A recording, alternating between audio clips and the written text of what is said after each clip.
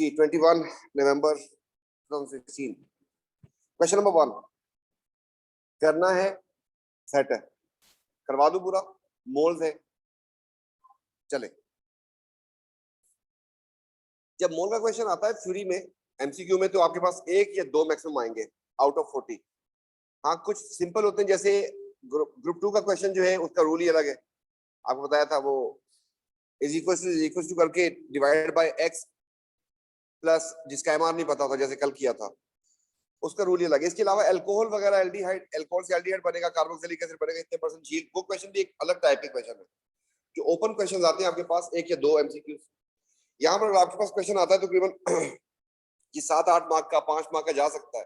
इसमें कोई एक आध पार्ट जो है बहुत वियर्ड होता है, और आपको ओ लेवल में समझाया होगा कि यहाँ पर ईसीएफ होता है, एरर कैरिड फॉरवर्ड। तो अगर एक जगह पे रुकते हो तो अगले पार्ट पे निकल जाओगे। लेकिन ये बात कंफर्म है कि एक या दो पार्ट इसके मुश्किल होते हैं, बाकी काफी सिंपल होता है। Dispatch grams of group 14 chloride, group 4 का बंदा है, reacted with excess of water to produce this and this। ये जैसे SiCl4 वाला रिएक्शन था, वही वाला रिएक्शन वैसे था, बिल्कुल एग्जैक्टली वो लग रहा है। HCl produced is absorbed by sodium hydroxide in a titration unreacted sodium hydroxide solution required this much hydrochloric acid for complete neutralization। तो these type of question, जैसे अभी इसने कुछ लैब का कुछ काम कर दिया, तो आप छोटी सी फ्लो चार्ट डायग्राम से बना लें ताकि आपका कभी काम आसान हो जाए। नंबर 1, इसमें जो जो किया इसने, उसको हम डायग्राम की फॉर्म में ले जाने की कोशिश करते हैं। पहला काम तो इसने ये किया है कि इसमें इसने ऐड कर दिया है 0.17 ग्राम XCl4 के। उसके बाद जो सॉल्यूशन बना,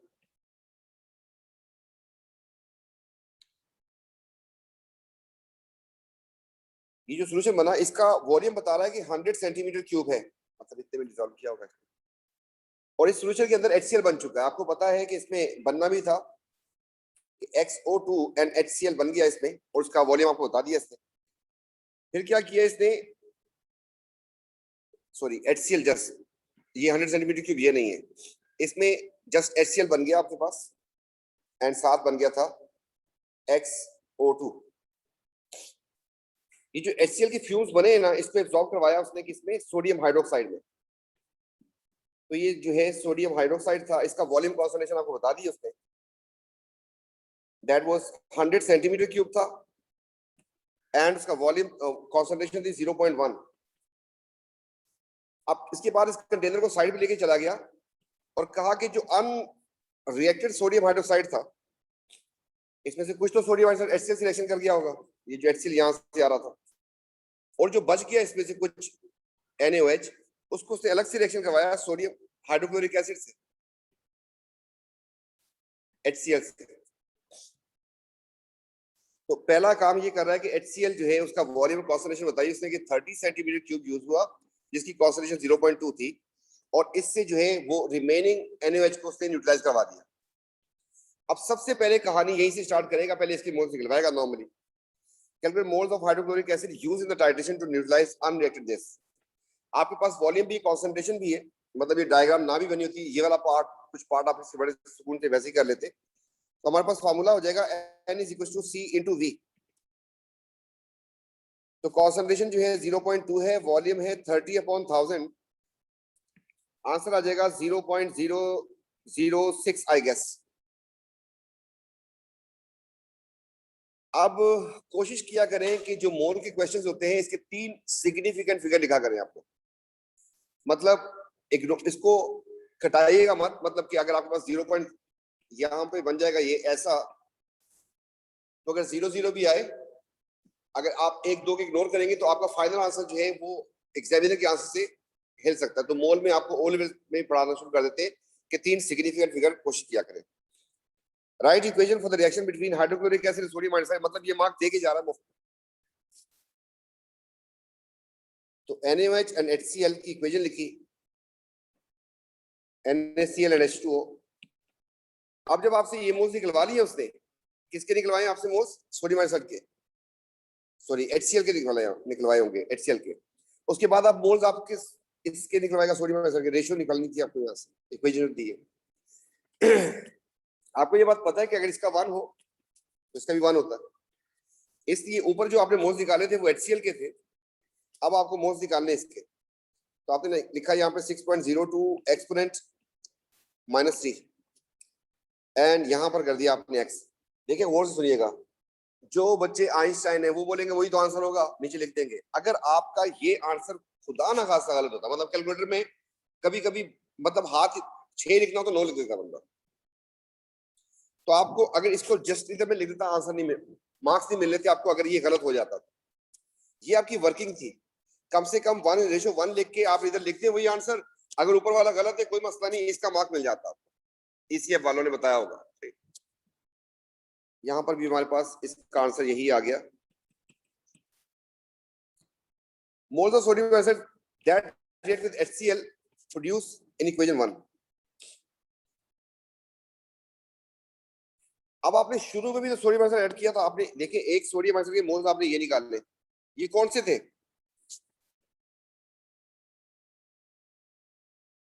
ये कौन से वाले सोडियम आयन के मोल्स हैं जो आपने निकाले, ये अनरिएक्टेड है।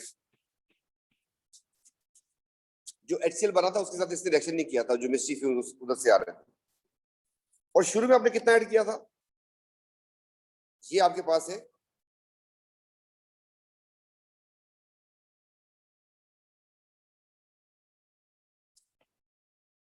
ये किसके मोल्स होंगे, सोडियम हाइड्रोक्साइड की। ये भी तो आपने यहाँ पे लिखा 100 इंटू, यहाँ पे भी CV लगेगा, 0.1 कॉन्सेंट्रेशन थी, वॉल्यूम वाज 100/1000, तो इसका आंसर जो है that is 1.010 to the power -2 I guess, ज्यादा होंगे। ये आपके पास सोडियम हाइड्रोक्साइड के ही मोल्स है जो आपने शुरू में यूज किए थे, ये इसका आंसर नहीं बनता। ये आपने जो स्टार्ट में ऐड किए थे ये वो वाले मोल्स हैं, और रिमेनिंग कितने मोल्स हैं आपके पास, this was added at the start and unreacted जो आपके पास आ रहे हैं वो आ रहे हैं 6.010 टू द पावर -3। इन दोनों को जब माइनस करेंगे तब आपके पास आएंगे कि कितने बच गए, कितने HCl सिलेक्शन किए थे। आपने सबसे पहले इसके मोल्स निकाले, इसके मोल्स से आपने ये वाले मोल्स निकाले, ये कौन से मोल्स थे जो नीचे निकाले आपने सोडियम आयन के, अनरिएक्टेड। ये अनरिएक्टेड कहां से आए थे, इस रिएक्शन के बाद। शुरू में आपने कितने ऐड किए थे, यहां पर NaOH के मोल्स कितने थे आपके पास, ये थे 1.010 टू द पावर -2। यहां पर कितने थे आपके पास, यहां पर थे आपके पास 6.010 टू द पावर -। तो out of this was remained, तो फिर HCl से कितना रिएक्शन किया होगा, इन दोनों का डिफरेंस। तो ये वाले पार्ट में आप लोगों की ब्रेक लगी होगी, और लगनी चाहिए थी, बस ये वाला पार्ट ट्रिकी था इसका। तो यहां से आपके पास आ जाएगा 4.010 टू द पावर -3, माइनस किया मैंने।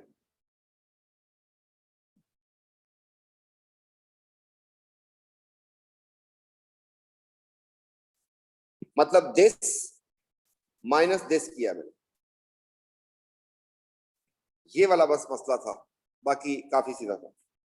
Calculate the moles of HCl produce in this reaction. तो अब HCl का और NaOH का रेशियो क्या होता है,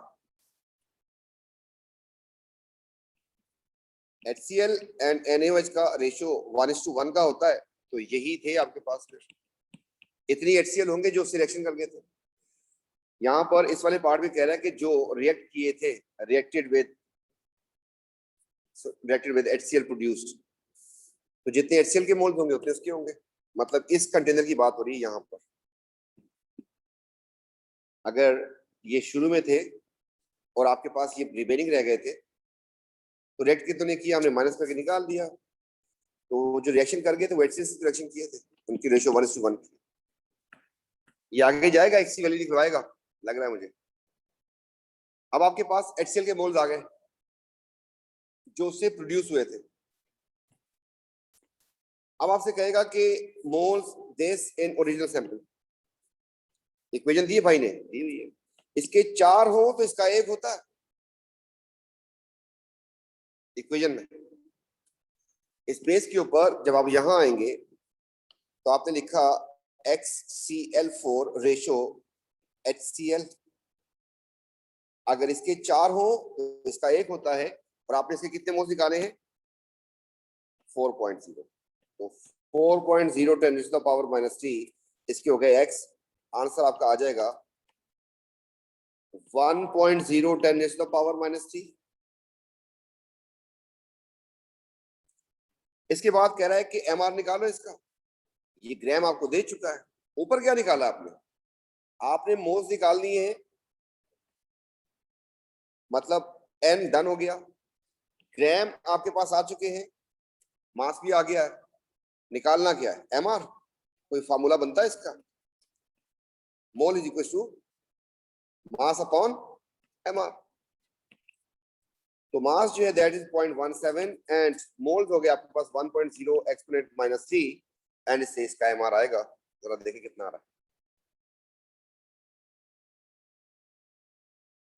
170।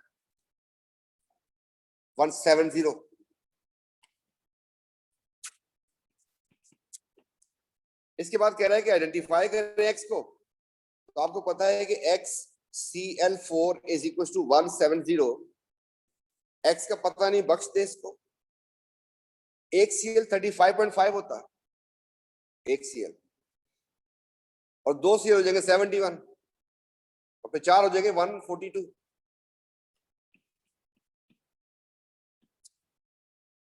माइनस करें 28 ही आ रहा मेरे ख्याल में, है ना? Is it? तो AR is 28 and silicon।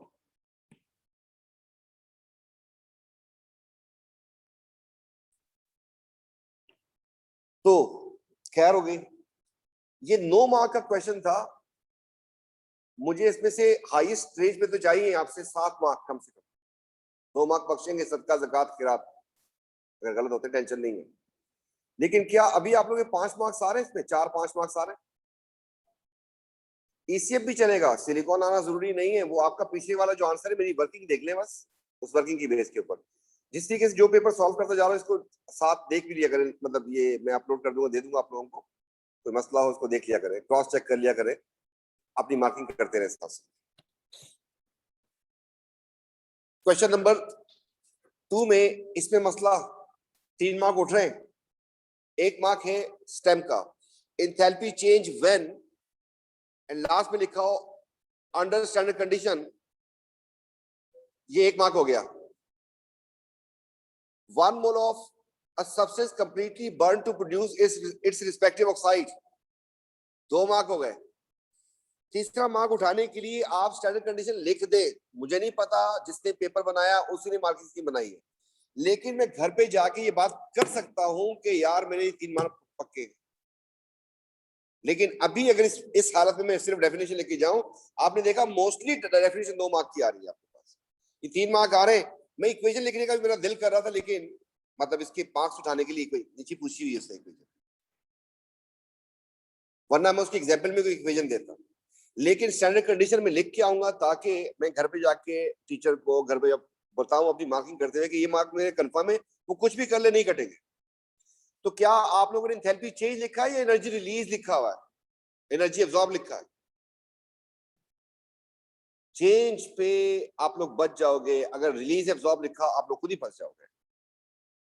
वजह, change is diplomatic statement and if you से रिलीज, हो सकता है उसमें एब्जॉर्ब हो रही हो। हमें इतनी एग्जांपल्स कहां याद है कि एक्सो कौन कौन से, एंडो कौन कौन से, याद तो होने चाहिए कुछ। लेकिन कंबशन सारी एक्सो होती है, पता है? एक एंडो होती है थंडर लाइट में जो होती है, N2+O2 कार इंजन में जो होती है,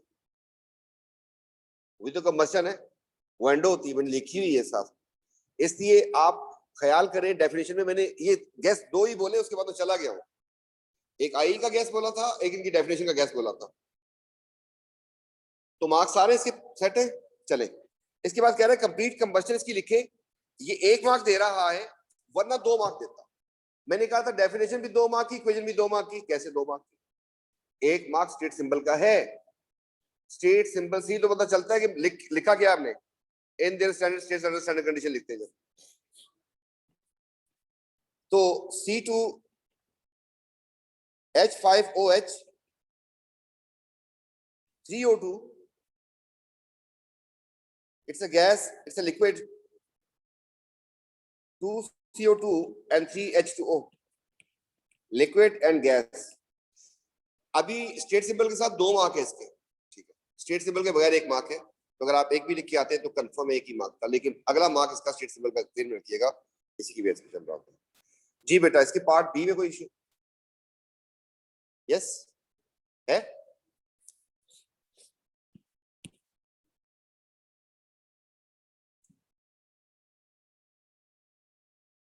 क्यू बोला निकालो, तो क्यू एमसी डेल्टा टी होता है। और हमेशा हमने अगर थ्योरी की प्रैक्टिस की है, ये डायरेक्ट निकलवाता ही नहीं है, हमेशा आपसे पहले एमसी डेल्टा टी निकलवाता है, उसके बाद अगले पार्ट में मोल्स निकलवाता है, और फिर दोनों को जोड़ के वो फार्मूला में ले जाता है किलो जूल पर मोल में। तो यहां पर हमने लिख दिया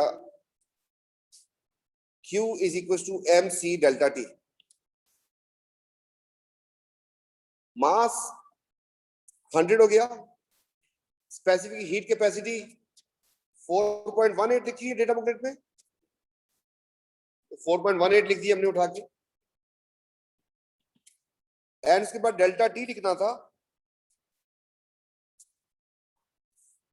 रेज टेम्परेचर। जो सेल्सियस का रेज होता है वही केल्विन का डिफरेंस होता है वही, इसलिए आप यहां पर 16.3 लिख देंगे।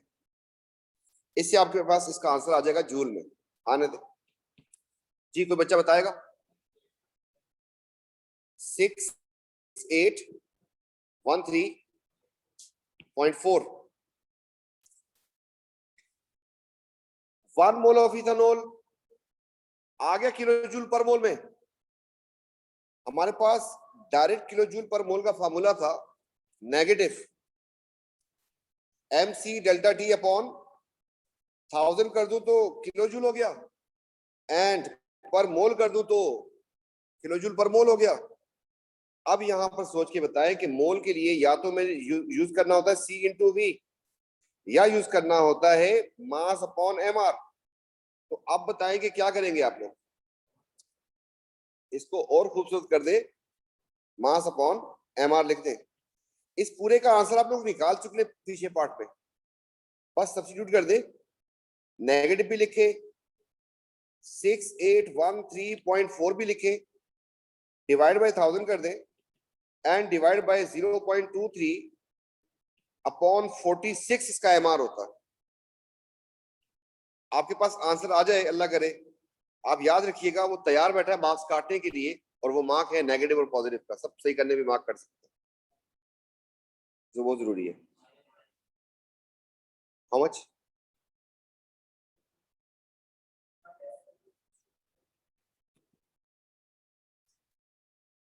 यही है, ठीक। 136 2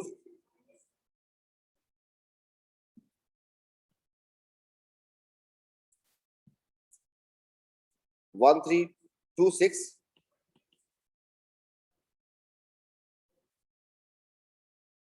चलो जो भी है।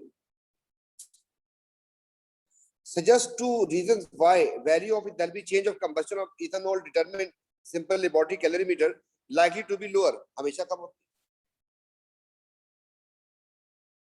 हमेशा कम होगी। 2 रीजन दे दे। एक तो हो गया some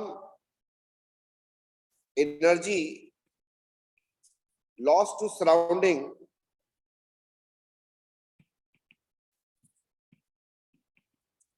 without raising temperature। और क्या हो सकता है?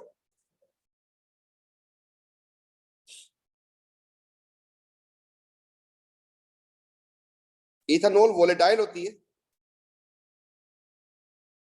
सो मे हैव एवोपरेटेड। आपने जो मास दिया था 0.23, उसमें से कुछ पार्ट उसका उड़ सकता है, तो आपके मोल्स कम आएंगे। जब मोल्स कम आएंगे तो फिर एंड और क्या हो सकता है,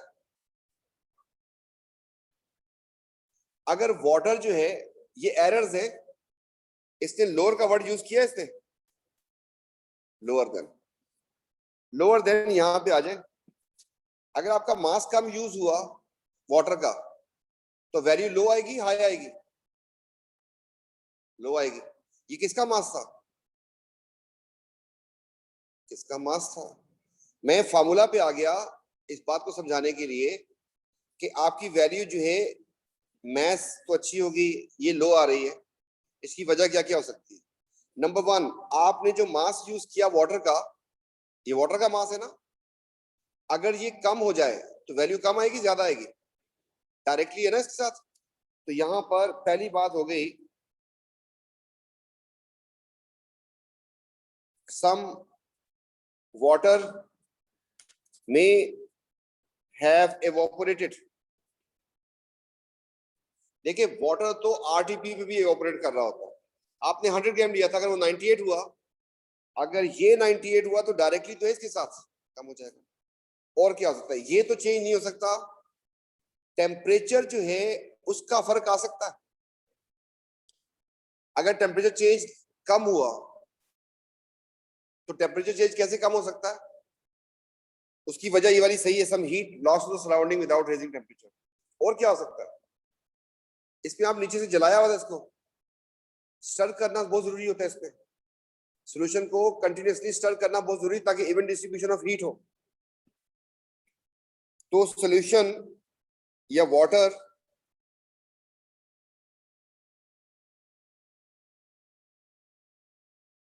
may not have stirred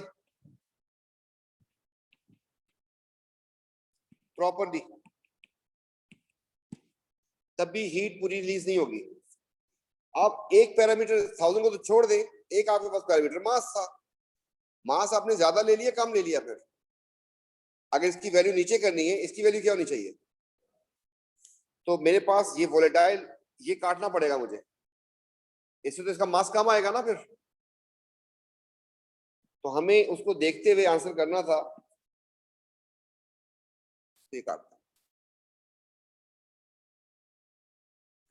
तो देखें कोई उसपे जो हमारे पास मार्किंग स्कीम है, कुछ और नया सीखने को मिल रहा है उसमें? क्या बताया उसने? इम्प्योर का वर्ड यूज किया है, इम्प्योर का वर्ड यूज किया उसने। अगर इम्प्योर होगा, इम्प्योर होगा तो ये फिर कम होगा। जब ये कम होगा, हाँ सही है, इम्प्योर से कम आएगी। इम्प्योर में 80% था वो, तो सारी हीट तो निकलेगी नहीं, फिर 80% की हीट निकलेगी जो कम होगी। तो इथेनॉल में नॉट बी प्योर। सुन ले, क्योंकि प्रैक्टिकल तो इस साल हुए नहीं, मैं डिमोन्स्ट्रेट करता हूँ, बताता हूँ। आपके पास इस चैप्टर के बिल्कुल लास्ट में कुछ ग्राफ्स दिए हुए और इसका पूरा एक्सपेरिमेंटल मेथड डिस्क्राइब किया हुआ है। बेटा ये अब आप हर चीज का सोल्यूशन बताएं। Some heat loss to the surrounding without raising temperature एक प्रॉब्लम है, हमेशा कम आएगा। सोल्यूशन क्या है इसका? मतलब इसको कैसे प्रिकॉशन क्या लूं मैं कि ये काम ना हो? नंबर 1, प्लास्टिक कप में करें, एंड नंबर 2, प्लास्टिक कप को आपकी इंसुलेशन हो गई है, ठीक है। और क्या कर सकते हैं? लैगिंग लगा सकते हैं, कॉटन सराउंडिंग में लगा दें, उससे भी हीट लॉस कम हो जाएगा। उसको कवर कर दें, तो फिर सोचेंगे थर्मोमीटर कहां से लगाएंगे? थर्मोमीटर लग जाएगा। आप लोगों ने पेप्सी कोल्ड ड्रिंक या इसको देखा होगा, जैसे मैकडॉनल्ड पे, केएफसी में वो लगा के देता है, लिड तो लगी होती है इसके ऊपर, स्ट्रॉ भी लगा होता है। तो इस तरीके से हम सेटिंग बनाते हैं ताकि हीट लॉस ऊपर से ना हो। Some water may have evaporated, पानी आपने नोट किया है 100 और है ही नहीं 100 वो, उसका सोल्यूशन क्या करें? लेट ही है उसका सोल्यूशन, लेट लगाए उसके ऊपर। फिर इवन डिस्ट्रीब्यूशन ऑफ हीट नहीं होती। आप घर पे भी अगर पानी गर्म करते तो जो चीज फ्लेम के पास होगी वो ज्यादा गर्म होगी, जो साइड पे वो ठंडा रहेगा। उसका हल क्या है? स्टर करें। स्टर किस चीज से करते हैं? ग्लास रॉड से या थर्मोमीटर से? थर्मोमीटर से ही करते हैं, थर्मोमीटर से ही करते हैं। इस केस में दो चीजें लड़ाओगे तो टूट जाएगा ना थर्मोमीटर। ग्लास रॉड भी लेके थर्मोमीटर से तलवारों की लड़ाई करवाएंगे, टूटेगा ना वो। इसलिए थर्मोमीटर ही यूज किया जाता है नॉर्मली। आपने किया मेरे ख्याल में लैब में प्रैक्टिकल किया ये वाला। ये एक सॉलिड पॉइंट मिल रहा है आपको कि जब सबस्टेंस इम्प्योर होगा तो हीट कम ही आएगी। जी बेटा, इस वाले में मसला पार्ट 3 में सबसे हो गया था, किसी को मसला नहीं है, वेरी गुड हो गया। पार्ट 2 में एक मार्क काट दूं, नेगेटिव पॉजिटिव का एक मार्क होगा लाजमी। जा रहा है आप लोगों का? आ रहा है? बच गया है? नहीं नहीं नहीं, आप लोगों ने लगाया हुआ है, एक मार्क चला गया, आपको पता भी नहीं चलेगा। जिस वक्त पेपर चेकिंग होनी है उस वक्त उनको 2-3 दिन की जो वर्कशॉप चल रही होती है उसको ये बातें समझाई जाती है। बेटा ऐसा, ये वाले क्वेश्चन में तो बोला कि आप रेडी रहिएगा, तकरीबन अक्सर बच्चों का एक मार्क जाना ही जाना। मैं अगर अभी आपसे कह रहा हूं बहुत सारे बच्चों ने ये नहीं लगाया होगा, तभी तो बोल रहा हूं। कब मसला आता है? मसला आता है आपको जब पॉजिटिव वैल्यू होती है, हमेशा। उधर तो लाजमी छोड़ के आते मैं सभी। क्लियर? ये आ गया आपके पास।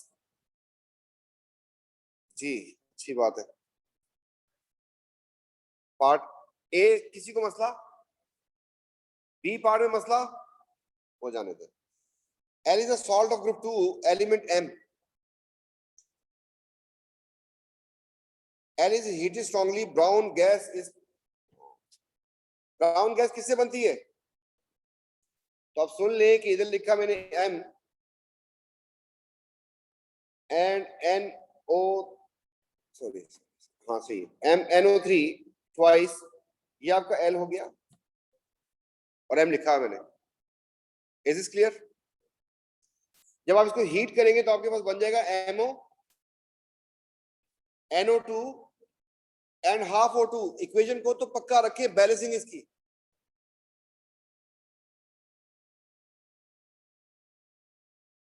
मेटल हाइड्रोक्साइड कलरलेस सॉल्यूशन बन गया। ये कौन सी मेटल होगी ग्रुप 2 की जिसका हाइड्रो ऑक्साइड पानी में ऐड करने पे हाइड्रोक्साइड बन जाएगा, जो सॉल्युबल हो?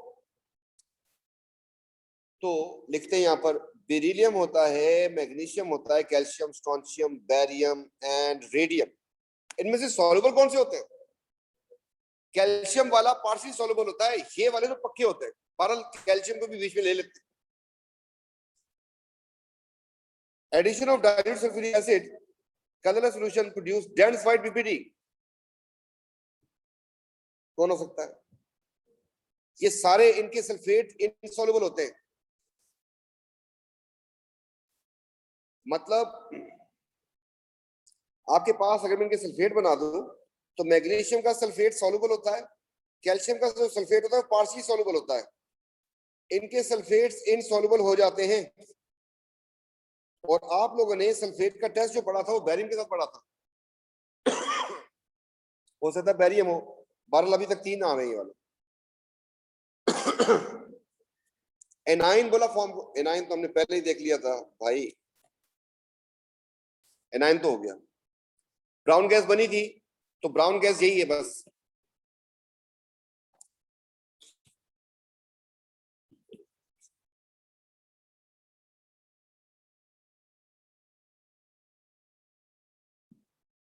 Identify element M and write ionic equation for the formation of white PPT of sulfuric element M and write equation। तो आप अब लिख सकते हैं, कोई आपने बात ही नहीं की आगे।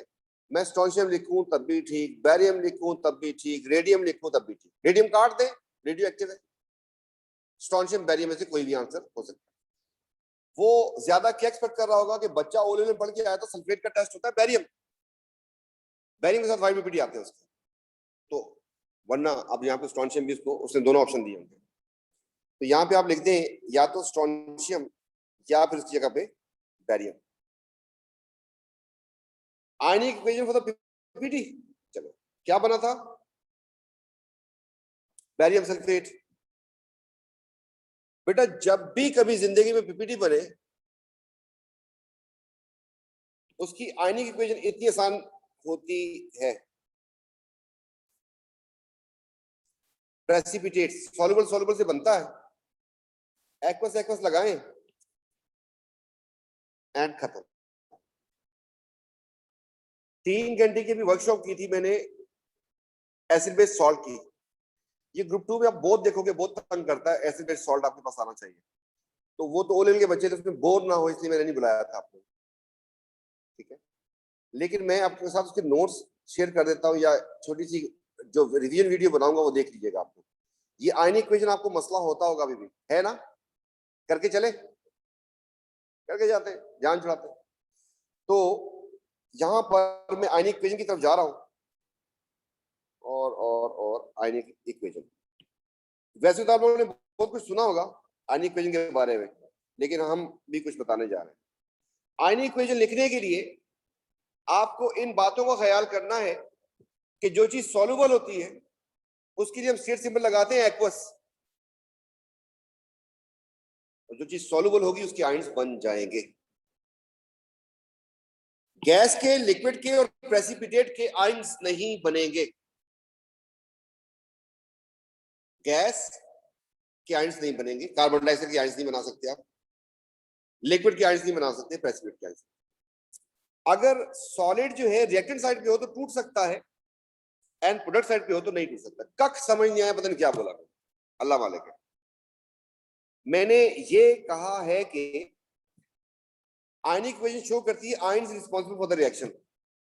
देखिए मैंने यहाँ पे एक इक्वेशन लिखी, किसी को मसला यहाँ तक, बेटा एक्वस है तो आयंस प्रोड्यूस करेगा, तो मैंने इसके लिए वर्ड यूज किया अगर एक्वस हो तो तोड़ दो, आपने तोड़ दिया आयंस में, ये भी एक्वस है सॉल्युबल, आपने आयंस में तोड़ दिया, ये भी एक्वस है आपने आयंस में तोड़ दिया, ये लिक्विड है आपने आयंस में नहीं तोड़ना, ठीक, आयनिक इक्वेशन। फिर वो आयन जो दोनों तरफ प्रेजेंट है उसको काट देंगे, मतलब Cl पहले यहां पर भी था यहां पर भी था, कट जाएगा, इसने कुछ भी नहीं किया इस रिएक्शन में, जैसा पहले था वैसे ही है, कहते हैं ताली बजाने वाला आयन, स्पेक्टेटर आयन। इस तरीके से सोडियम जैसा था वैसे ही कट गया, और आपके पास इक्वेशन क्या बच गई, HOH is equal to H2O लिख दिया हमने। ये दुनिया की बहुत बड़ी झक ख्वारी है, आइंदा जिंदगी में इस तरीके से दोबारा कभी नहीं करेंगे, मतलब ये सबने की होगी ऐसे, है ना, आयनिक इक्वेशन ऐसे लिखते थे आप लोग, अब से ऑनवर्ड बंद, ऐसे नहीं करेंगे कभी, इसको आसान तरीके से करेंगे ताकि हमारी जान छूट जाए। तो आसान तरीका क्या है, आसान तरीका यह है जो नहीं टूटना वो लिखो, और देखते, अभी हमने करवाया था आर से होता है रिवीजन, रिवीजन मिल जाए अल्लाह करे, revision R R R are,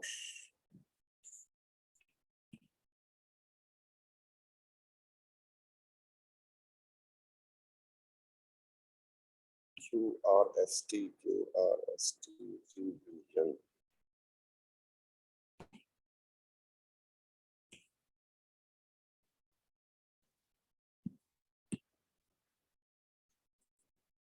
पता नहीं वो है भी बरलूंगे। चले जी बेटा, अब सुनिएगा आसान रूल क्या है, जो नहीं टूट सकता उसको लिखो, उसके आंसर लिखो, खत्म। कोई ऐसा नहीं करना कि उससे पहले आंसर लिखो, काटम पीटी करो, भाड़ में गया भाई। कौन नहीं टूटेगा बोलो, सोचो, देखो जल्दी। NH3 लिख दे जो नहीं टूटेगा, एंड H2O भी लिख दे जो नहीं टूटेगा। किसी को मसला यहां तक, किसी को मसला, पक्की बात है, बस फिर एक इसमें से उतारना है और एक इसमें से उतारना है, इंशाल्लाह काम बन गया जी। Na को उतारूं या OH को उतारूं, OH को उतारेंगे, चार्ज ये होता है, कहानी खत्म। उधर से NH4 को उतारूं या Cl को उतारूं? Cl को क्यों नहीं उतारा ये बता दे, बस मैं समझ जाऊं। Cl उसमें है ही नहीं, जिसको हमने उतारा हुआ इसमें Cl है क्या? इसमें Na है क्या? इसने नहीं उतारा था। बात समझ आई? बस ये करना, हाँ यही करना। अगली वाली पे जरा जोर लगाएं। कौन नहीं टूटेगा? H2O लिखे, ये इक्वेशन अभी करके आए थे लंबे तरीके से। एक बंदर यहां से, एक बंदर यहां से, काम बन जाएगा। Na या OH? इधर से H या Cl? चले जी, अब इनके जो सोर्सेस थे वो लिख दिया आपने, स्टेट सिंबल। चले भाई, ये हो गई आपकी आयनिक इक्वेशन कंप्लीट। मुश्किल है, छोड़ेंगे नहीं, आगे बढ़ेंगे जी। कौन नहीं टूटेगा? CuOH ट्वाइस जो है नहीं टूटेगा, ऐसे ही है कि नहीं? तो फिर उतारें इधर से भी और इधर से भी, काम बन जाएगा। सोडियम या OH? OH आने दे। एंड कॉपर या सल्फेट? बस अल्लाह करे तुम लोग वेनेसियन की आती हो, बाकी मसला नहीं है। एंड बैलेंसिंग, बैलेंसिंग बिल्कुल लास्ट में करनी है। क्या ये बैलेंस्ड है? Is it balanced? फिर 2 लगा दे इधर। अगली वाली पे आ जाए। कौन नहीं टूटेगा? CO2 एंड, सेट हो गया। इधर से किसको उतारूं और इधर से किसको उतारूं? कैल्शियम या कार्बोनेट? कैल्शियम या कार्बोनेट? कार्बोनेट पे चार्ज होता है 2- H या Cl? कुछ कुछ बात समझ आ रही है? हाँ, सॉलिड लिखा है, रिएक्टेंट का सॉलिड टूट जाता है। रिएक्टेंट का सॉलिड टूट जाता है आयंस में। प्रोडक्ट का सॉलिड नहीं टूटता, प्रोडक्ट का सॉलिड जो है उसका मतलब पीपीटी होता है। क्लियर जी? जी अब आ गई आपके पास प्रेसिपिटेशन। कौन नहीं टूटेगा? बैरियम सल्फेट नहीं टूटेगा, तो लिख दिया जी। बैरियम या क्लोराइड? बैरियम। सल्फेट या H पॉजिटिव? अब आपको यहां पर एक और हिंट देके जा रहा हूं। जब भी पीपीटी हो तो ऊपर कुछ देखो ही नहीं, उसके आयंस लिख दो खोल के, इसी के आयंस लिख दो खोल के। आई समझ? कोई मसला? इस एक मैंने बच्चों को ट्रिक ही दी थी, देखता हूं जी। इसका ही बता दें जल्दी जल्दी भाई। कौन कौन? CO2 and H2O। मैं ठीक ठाक खामोश हूं और वेट कर रहा हूं आप लोगों का। H+। अच्छा, शाबाश, जाने दें। आखिरी वाले पे आए जरा।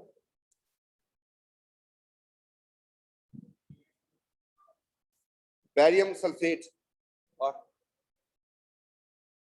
पानी भी लिखना पड़ेगा, ये भी तो नहीं टूटेगा ना। अब बच्चा गया, आप लोग बताएं आयनिक इक्वेशन बनेगी इसकी?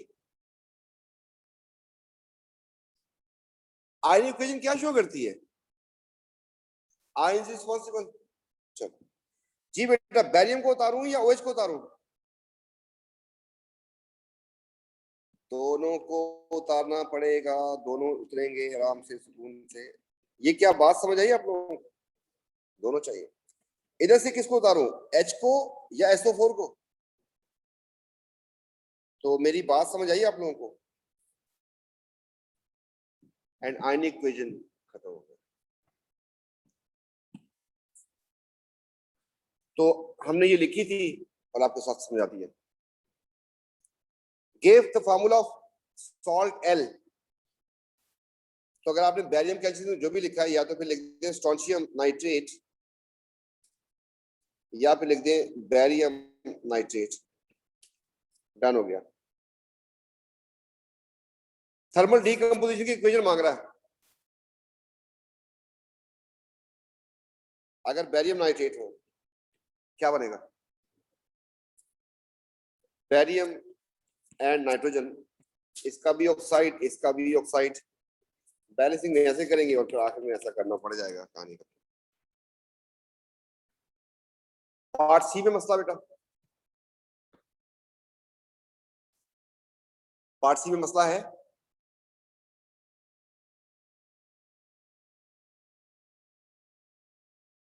आप लोगों ने जब क्वेश्चंस किए थ्योरी की शक्ल देखी है?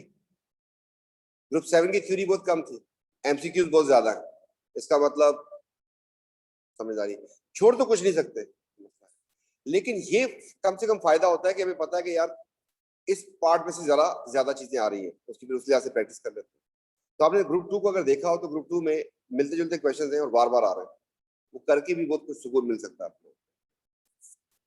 जी बेटा, पार्ट सी करना है, सबसे हो गया था आयनिक इक्वेशन वगैरह। पार्ट डी, क्वेश्चन नंबर 4 आ गया जी। क्वेश्चन नंबर 4 में मसला है, एक दो पार्ट का मसला है, ए का पार्ट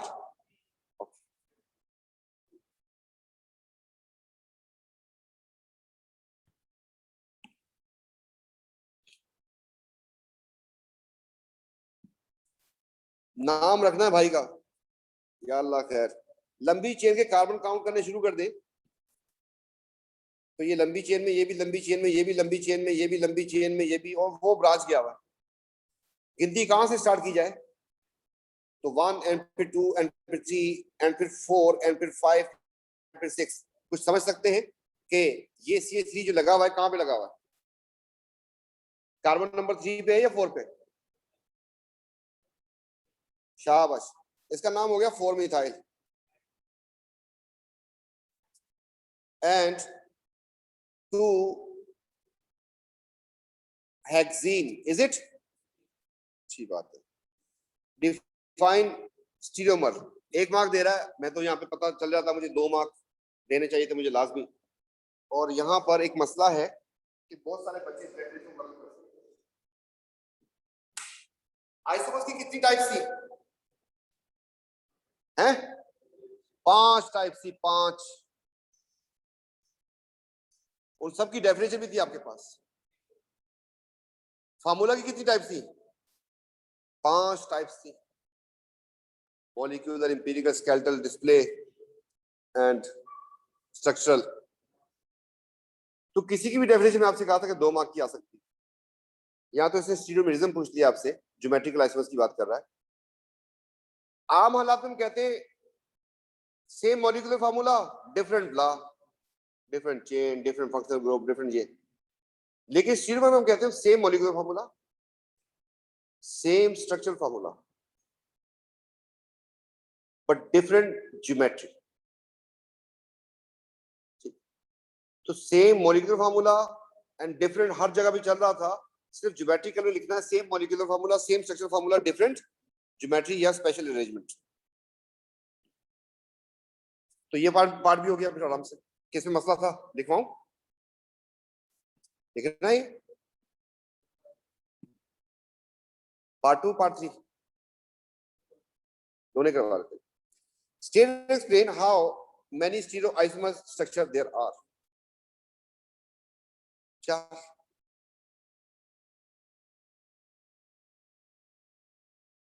चार, यस नो? एक इसमें सिस्टांस हो सकता है नहीं, और चिड़ल भी है इसमें, चिड़ल भी है और सिस्टांस भी है। एक सिस हो गया, एक ट्रांस हो गया, हटाओ इसको साइड पे। तो उसके मिरर इमेज हो गए, एक ऐसे घूमता है क्लॉकवाइज, दूसरा एंटी क्लॉकवाइज। ऑप्टिकल में भी 2। आपसे कहा था कितने पॉइंट्स नजर आएंगे, जितने पॉइंट्स नजर आएंगे तो n द पावर 2। कितने पॉइंट नजर आए आपको? यहां से सिस्टांस एंड यहां से ऑप्टिकल, तो 2 टू द पावर n, आधे 2 पावर 2, आंसर आ गया 4। ठीक है,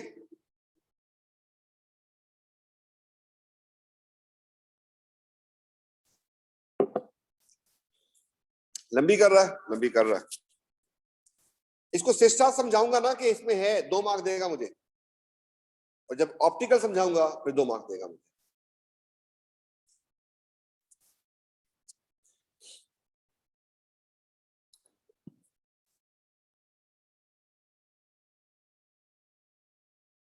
It will show cis trans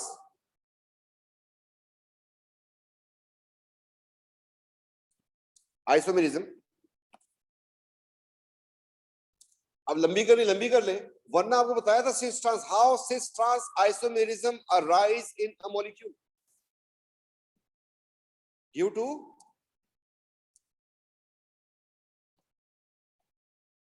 restriction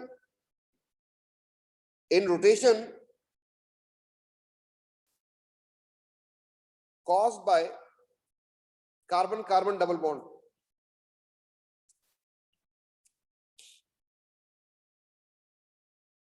ठीक है,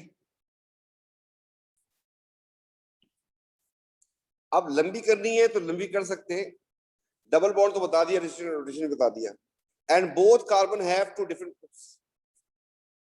इससे मैं घर जाके सुकून में बैठ सकता हूं कि अब जो चाहे कर ले, अब कुछ नहीं हो सकता। असली बात भी लिख दी, यहां पे छोड़ के भी जा सकते थे। Both carbon atoms have different groups, कहानी खत्म। सिस ट्रांस पूरा समझा दिया उसको। अब चलते हैं optical.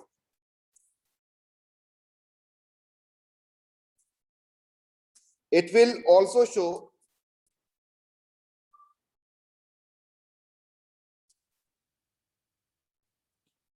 optical isomerism as it has, जी ऑप्टिकल सिस ट्रांस के लिए रिस्ट्रिक्शन इन रोटेशन, तो ऑप्टिकल के लिए क्या चाहिए होता है, चिरल कार्बन हैज, आ लिखते तो अच्छी बात हो जाएगी, carbon carbon.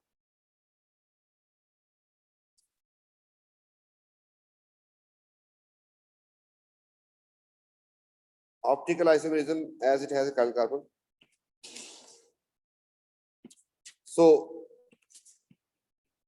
total isomers will be 4, that is 2 हो जाएंगे सिस ट्रांस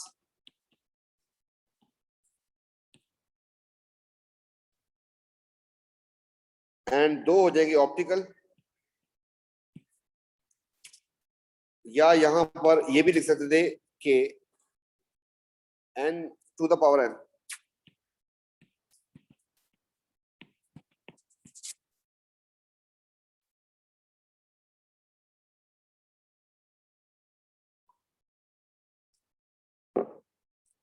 ये 4 मार्क का क्वेश्चन, 5 मार्क का क्वेश्चन आ जाए, लंबी करना, इसकी भी ट्राई मतलब चाहिए। मैंने आपको कुछ खैर मॉक वॉक में दूंगा, इसमें कल परसों जो होगा, उसके अलावा पोस्ट मॉक में देंगे आपको, ताकि लिखना आ जाए। लंबी कैसे करते, काम की लंबी करनी होती है। हो सकता है आपने किसी और टर्म में लिखा हो, जिससे आपको समझाया था, जिससे वीडियो देखी, जिससे लेक्चर सुने थे, उसने लिख दिया हो कि there is a double carbon carbon double bond and both carbon has two different groups, we can assign heavy light, लंबी की कोई मसला नहीं, मार्क्स मिलेंगे। यही है उसका, हम उसको कॉम्प्रीहेंड करके जो आंसर दे रहे होते हैं कॉम्प्रीहेंड कर रहे होते। इसका नाम रखना है, इसका नाम है 2,3 डाइमिथाइल ब्यूटीन।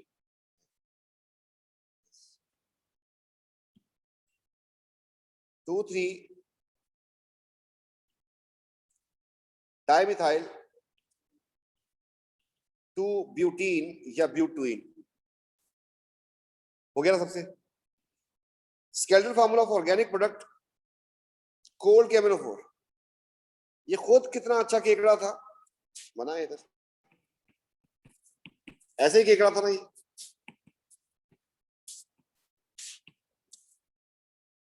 तो मतलब ऐसा बच्चा था ये। कोल्ड KMnO4 सिलेक्शन करवा दिया तो क्या होगा, OH आ जाएंगे।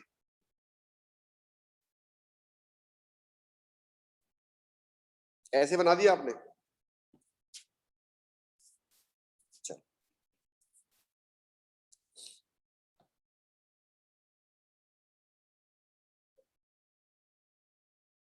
मतलब मैं आपको बता दूं, किसी भी तरीके से आप ऐसे से कर दे तब भी ठीक है,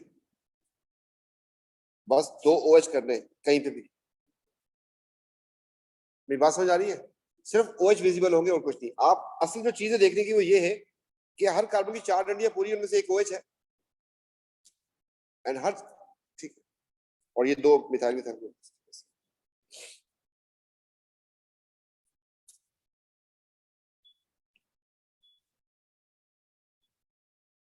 किसी ने ऐसा कर दिया तब भी ठीक है,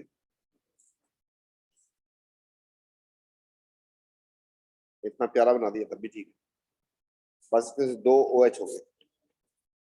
name the organic product reaction compound with hot concentrated acidified manganate. Propanone.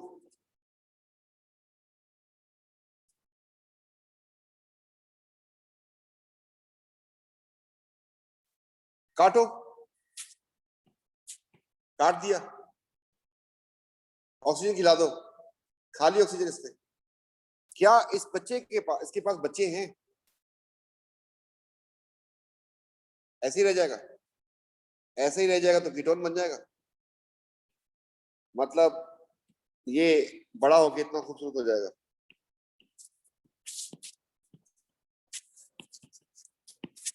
तो नाम बनेगा प्रोपेनोन, नाम ही पूछा था।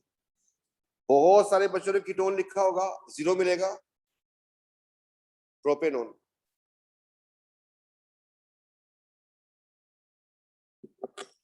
Draw a part of structure addition polymer of this 3 repeat unit. माशाल्लाह, पागल पागल हो गया। 3 रिपीट यूनिट, मार्क दे रहा है एक।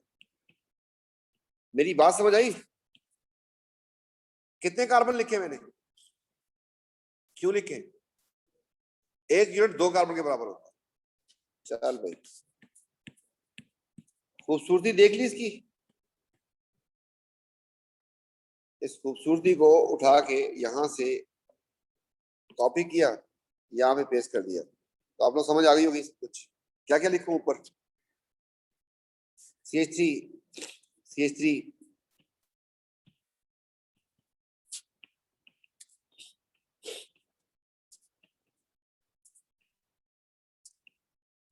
ये कितने मार्क का होना चाहिए था? कम से कम 2 मार्क्स देने चाहिए इसको।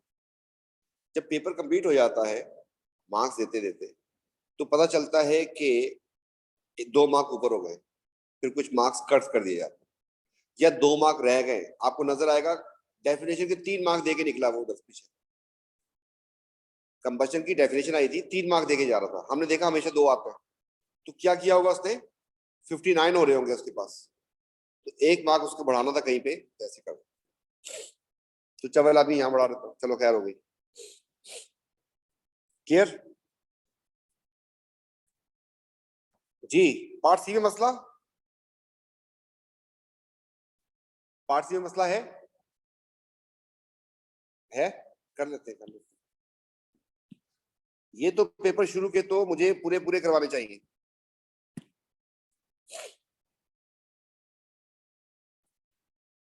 इसका नाम चाहिए, इसका नाम हो जाएगा 2 मिथाइल प्रोपीन। प्रोपीन 1 लिखे या ना लिखे फर्क नहीं पड़ता, क्योंकि इधर से उधर से एक तरह ही बनेगा। जी, इस पे तो कोई मसला नहीं था, नाम में हो गया सबसे। ओ तेरी खैर,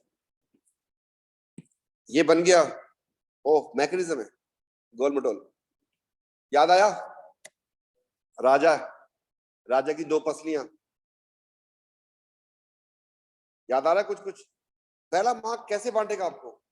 जब आप लिखेंगे partial positive and partial negative. फिर राजा की ये वाली पसली जो है, यहां से इलेक्ट्रॉन इसको दिया जाएगा और इसकी हो जाएगी हेटेरोलिटिक फिजन। Is it? कितने करली मकरानी एरो होते हैं? ओ तेरी तीन होते हैं भाई, तीन। आप लोग तो मजाक कर रहा हूं, यही तो चीजें काम आएंगी। एसएन में कितने होते हैं? दोनों में दो दो होते हैं। चार किस्में थे, बोला है तो खुशी की बात है। न्यूक्लियोफिलिक एडिशन 5 मार्क का मैकेनिज्म। ये दो इधर ही खत्म, पहले वाले में। इसकी जो खूबसूरत शक्ल बनेगी बीच में, ये कुछ ऐसा होगा कि यहां पर ये अपनी एक पसली दे चुका होगा किसको? एच को। एच का चार्ज खत्म हो गया। इधर CH2 ही है, इस कार्बन पे पॉजिटिव चार्ज आ जाएगा क्योंकि इसके इलेक्ट्रॉन छीन के दिया था। याद आ रहा है? ये इलेक्ट्रॉन जब यहां से हट जाएगा, इसको दे देंगे, इसके ऊपर पॉजिटिव चार्ज आ जाएगा। वैसे हमने भंड तो मार दिया, बर्दाश्त करते। तो यहाँ पे CH3 अपनी जगह पे, नो डाउट, एंड यहाँ पर CH3 है। मार्कोवनी कॉफ्स रूल का ख्याल नहीं किया मैंने कि चर्सियों के पास जाएगा, इसलिए हमने यहाँ पर शुरू का पार्ट जिसका खराब कर दिया। अब मुझे बताएं कि अगर मुझे वहां से इलेक्ट्रॉन देना है तो कर लिया रो कैसा होना चाहिए? ये बात समझ आ रही है कि ये वाला इलेक्ट्रॉन जो था इसको दिया जाएगा, इसलिए पॉजिटिव चार्ज आ जाएगा यहां पर, यहां पर आके आपके पास लग चुका है H, एंड फिर ये ब्रो जो है इसको इलेक्ट्रॉन प्रोवाइड कर देगा। आप लोगों मैंने कितनी प्रैक्टिस करवाई थी इनकी मैकेनिज्म की? एक आध करवाया था बीच में, ऐसा कुछ था जब मैं बार बार चेक करने आ रहा था बीच में, ऐसा कुछ किया था मैंने कोई? तकरीबन मैं आपको बिठाऊं ना, किसी भी क्लास में जितने भी बच्चे पढ़ा चुका हूँ, पहली दफा में कोई सही नहीं करता। दूसरी दफा जब चक्कर लगा के आता हूँ, कुछ करेक्शन आनी शुरू होती है। कोई 4-5 दफा एक मैकेनिज्म बनवाता हूँ, फिर जाके आता है। फिर भी उनको क्या आता है? अगर मैंने एल्कीन को खड़ा कर दिया है तो वो उन्होंने सीख लिया, लिटा दूं फिर गायब।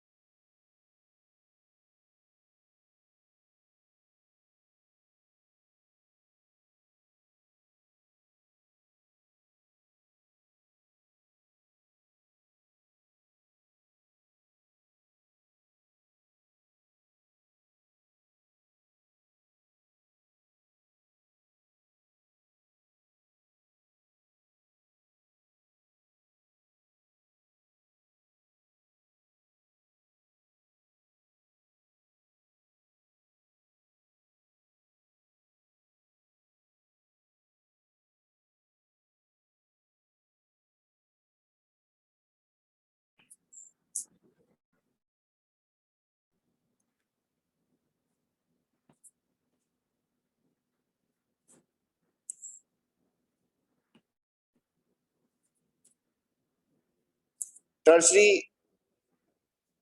carbocation is more stable,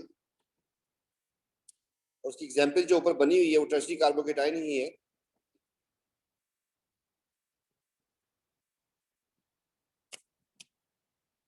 due to presence of 3 alkyl groups,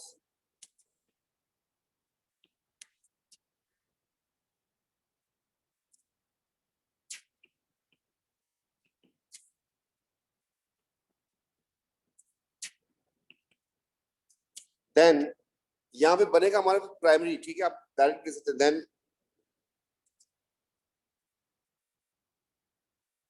primary carbocation. मतलब वो जनरलाइज जो मैंने आपको डिप्लोमेटिक स्टेटमेंट दी है वो आप लिख देते तो सीधा सीधा हो जाता, बस दो की एग्जांपल बना के देते हैं कि tertiary carbocation is more stable then secondary and primary. यहाँ पे प्राइमरी बन रहा है, उसको लिखेंगे तो CH3 होगा अपनी जगह पे, यहाँ पर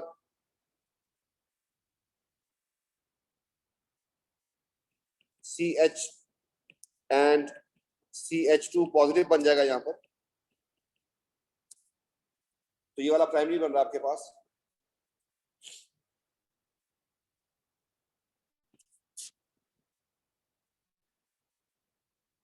due to presence of only one alkyl group,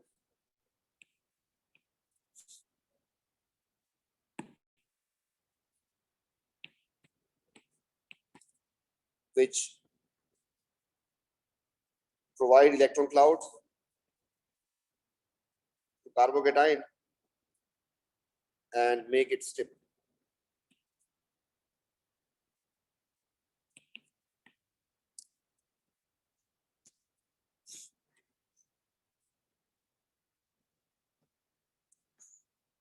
Question number 5.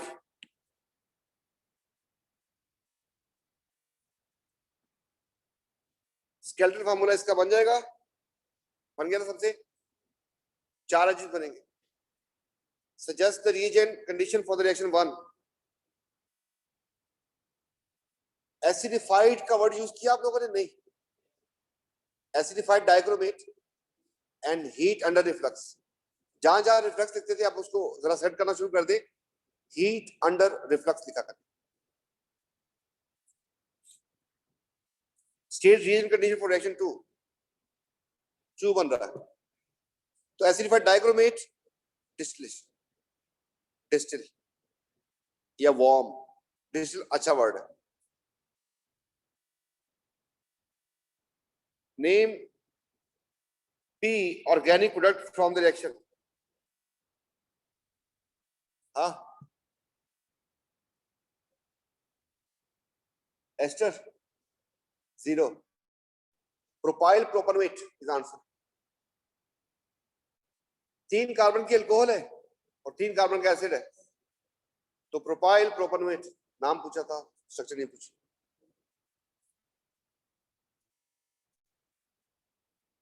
Clear बेटा? इसको जरा किसी के पास चल देख लेते हैं इसको, ये कौन सा क्वेश्चन है? ये है क्वेश्चन नंबर 4। सिर्फ इसमें देखना लंबी कैसे, नवंबर का था ना कि जून का था? नवंबर का था।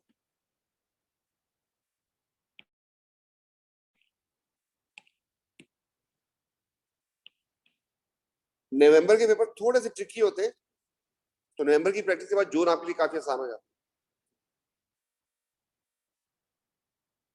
16 था ना, 21 MS क्यों नजर नहीं आ रही? MS नहीं है, चले।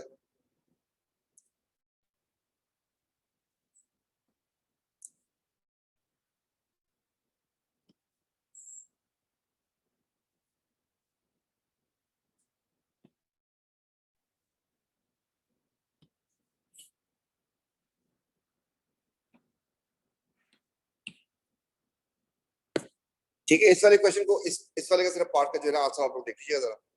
जहाँ पे थोड़ी सी लेंथ पे लेके जाता है। एक और पार्ट था, इसने पूरे पेपर में 2 जगहों पे ऐसा किया है कि हमें लंबी करने की जरूरत पड़ी है। एक तो सिस्टास ज्योमेट्रिकल आइसोमर्स 4 मार्क का दिया था उसने, एक ये 3 मार्क का आ रहा। अब यहाँ पर मैं आपको बताता हूँ इस पेपर में कितने मार्क्स ट्रिकी थे। एक आप लोग मोल्स में 2 या 3 जगहों पे फंस रहे थे, मोल में 2 या 3 मार्क जाने थे। एक आप लोगों से ये वाला मार्क भी जा रहा था, आपके कंट्रोल में नहीं आ रहा था। इसमें से कम 1 मार्क आपका जा रहा था, ये जो आपके सामने डिस्प्लेड है। आपके पास सिस टास्क का आता सब कुछ था, लेकिन लिख नहीं पा रहे थे। उधर से आपके पास मतलब मर के 2 मार्क्स आ रहे होंगे, 2 मार्क कंफर्म जा रहे थे। मैं उन मार्क्स की बात करता जा रहा हूं जो आपके मार्क्स नहीं आ सकते, जो मुझे पहले से पता है कि आप लोग कहां कहां पे पेन कर सकते हैं। नंबर 1 मैंने कहा है कि 2 मार्क आपके पास मोल के हो गए, कम से कम 2 मार्क्स जाएंगे आपके। एक आपके पास था स्टीरियोमर्स, उसमें जो है आपके 2 मार्क जाने के ब्राइट चांसेस थे, -2 हो जाता है यहाँ पर। और उसकी वजह, क्योंकि पहली दफा देख रहे हैं आप लोग, अब आहिस्ता आहिस्ता उसमें इंप्रूवमेंट आएगी। वरना तो अभी तो स्टीरियोमर्स के आपके 4 मार्क जा रहे होंगे, एक आपने नेचुरल कार्बन लिखा होगा और कुछ नहीं लिखा होगा, ठीक है। डबल बॉन्ड वाली बात को, restriction and duration caused by carbon carbon double bond, आपने सोचा भी नहीं होगा, आपको याद भी नहीं होगा, ठीक है। लेकिन अब आइंदा के लिए आपका सेट होता जा रहा है। इस तरीके से यहाँ पर ये जो था आपके पास के मेजर माइनर वाला, इसमें कम से कम अगर आप मार्कोवनी कॉस्ट रूल तक पहुंच गए तो ठीक है, नहीं पहुंचे तो मसला है।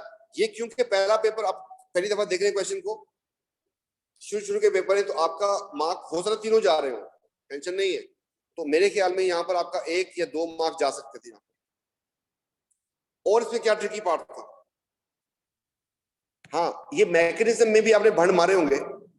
ये मैकेनिज्म आपसे कर लिया, 2 और पार्शियल चार्जेस और ये कार्बोकेटाइन बना हुआ, इसमें आपके पास 2 मार्क में मैकेनिज्म से काट रहा हूं आपके, -2 हो गए। इसके बाद इस पेपर में क्या है, आप लोगों ने क्या किया होगा, बहुत सारे बच्चों ने इसका कंपाउंड का नाम एस्टर लिख दिया होगा। ये सिली मिस्टेक थी, ठीक, सिली मिस्टेक थी, इसका मैं कुछ नहीं कर सकता। फिर आप लोगों ने क्या गलती की होगी, क्या गलती की होगी, कौन सा वाला, हाँ ये वाला सही है तकरीबन। इस पे मैं मानता नहीं हूं कि गलती हुई होगी, ठीक है। हाँ, इस वाले में भंड मार सकता है बच्चा, हालांकि प्रैक्टिस बहुत अच्छी की थी, किसका नाम लिखना था, फिर बच्चों ने कीटोन ना लिख दिया हो, ठीक है, प्रोपेनोन।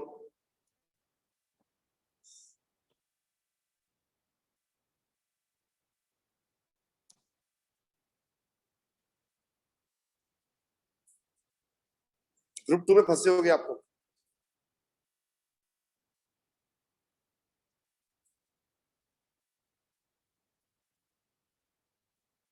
इनऑर्गेनिक के क्वेश्चन स्ट्रेट फॉरवर्ड होते हैं, सीधे सीधे आते हैं। तो अगर प्रैक्टिस अच्छी होगी तो ये इस पे इंप्रूवमेंट आती जाएगी।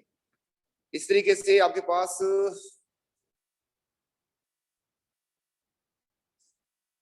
साइन की वजह से मार्क्स आपको जा सकते हैं, सिली मिस्टेक से हो। बेटा बस आपको सिर्फ से ये समझाना था कि आपके पास किसी पेपर में जो मार्क्स कटेंगे वो इतने तो आपके कटने हैं, टेंशन नहीं है। कितने हो गए, 6-7 बन रहे हैं ना, ये जाने दे, मसला नहीं। लेकिन जो आप 50 करके आ रहे हैं वो बेस्ट होने चाहिए। हम क्या कवर कर सकते हैं, जो नहीं आता वो, या जो आता है वो, जो आता है हम सिली मिस्टेक्स अपनी कवर कर सकते हैं। तो आप लोगों ने ग्रेजुअली ऐसा ऐसा करना है इसको। देखिएगा एक टाइम आएगा कि आप उस साल के पेपर का जीटी कितना होगा, 42, 43, 45, और आपके मार्क्स आ रहे होंगे 56, क्योंकि चेकिंग आप लोग कर रहे हैं। किसी दोस्त से करवाएंगे चेकिंग तो फिर पता चलेगा मार्क्स कैसे करते हैं, ठीक है। तो इंशाल्लाह फिर इसको हम ग्रेजुअली जो है साथ साथ